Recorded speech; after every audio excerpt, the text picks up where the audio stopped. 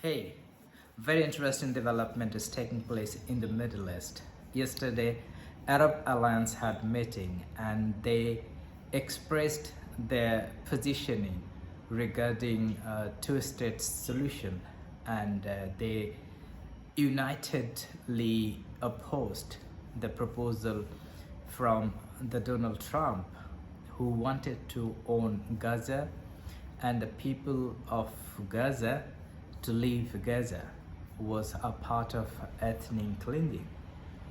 And this was a great move by the Arab Alliance countries, in particular Jordan, Qatar, Egypt, Saudi Arabia, Arab Emirates. I think they played a great role, and they said the Gaza people, Palestine is their home and they cannot leave their home, and this is their right to remain there. And they also committed to rebuild Gaza. They counted the cost around 20 billion US dollar to invest and rebuild Gaza. And new development is coming from the President Donald Trump. Now the Donald Trump is saying still he recommends America to own Gaza, but he is not imposing. This is just a kind of recommendation. I would say this should be a good development in the Middle East politics, and of course we understand this is a solution like two-state solution. Palestinian will remain as the independent sovereign country side by side. Israel will remain there, and there should be a kind of territorial integrity, safety and security for both Israel and also Palestinian states and the country. Now the question is, how does the political situation evolve? How do we foresee?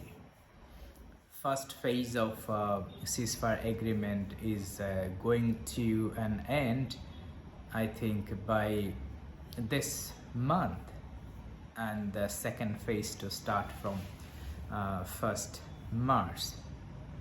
The situation is still volatile, at least despite some challenges. First phase, I would say, went very well. They released captives and exchange of captives. They also released Palestinian prisoners. This is a good development. But the second phase, because Israel is not accepting this ceasefire agreement, because Israel, they want to continue fighting. Now the question is coming, like in future, even United States of America and European allies, they are asking Palestine to be governed by the Palestinians, and of course there shouldn't be Hamas. Hamas should be out of the picture. Question is, where will Hamas go? Gaza and occupied West Bank, in particular Gaza, the way it is politically structured, even for birth registrations, even for security assistance, policing, military support, it is Hamas. So entire Gaza is controlled by Hamas. It's not only for today. Since ages they have been ruling, and they are part of the politics. And it's a kind of ideology. We have seen during this 15 months war, even though Israel and American alliance, they wanted to destroy Hamas. But what we have seen, the recruitment of Hamas increased even more than before the October 7th. So they have already recruited double of their members. Then what should be the solution? Even in Gaza, politically, it's very difficult to think without Hamas. I think that is very sensitive, and the Arab Alliance and also United States and its alliance to work together, that how they can resolve these issues. Funny thing, so there is a correlation, like if you see historically, many people believed Hamas was created by Israel. So then, where will they go? Where should they go? My observation, they should go to Israel. Israel should patronize them the way they patronized earlier. But for them, the Palestinian people should not suffer. That is the question the alliance is asking. It's not about Palestinian people, it's about Hamas. And this is also the reality. Hamas has a greater connection with the people in Gaza. And this is a kind of inseparable. You cannot separate, you cannot distinguish Hamas from the Palestinian and the people.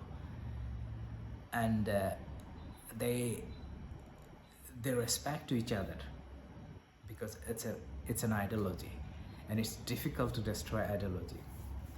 When you see Hamas is releasing captives and the way they are demonstrating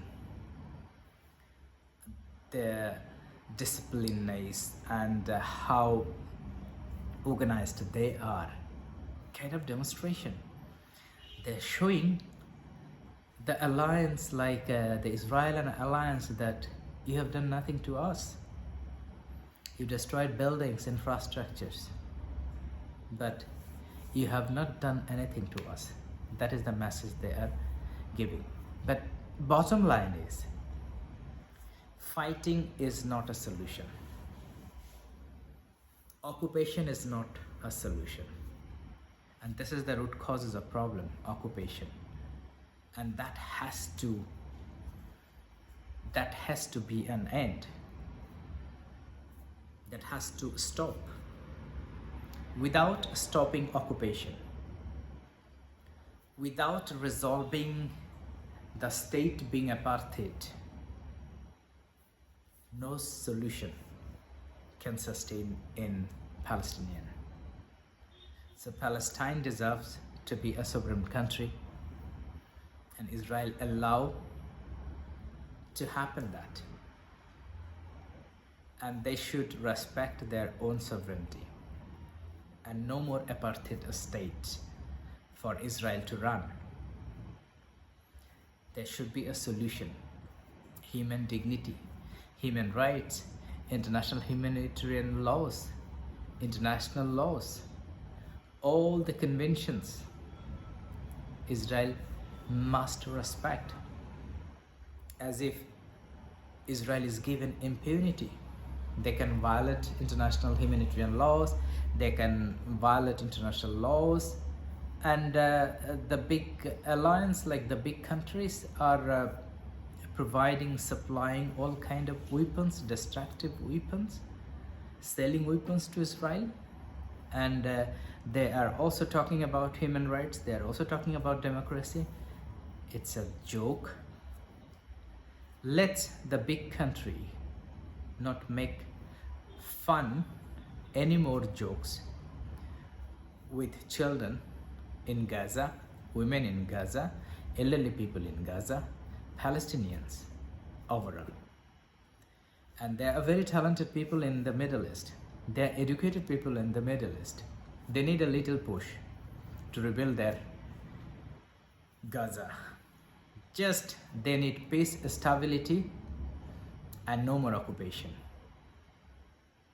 Thank you very much.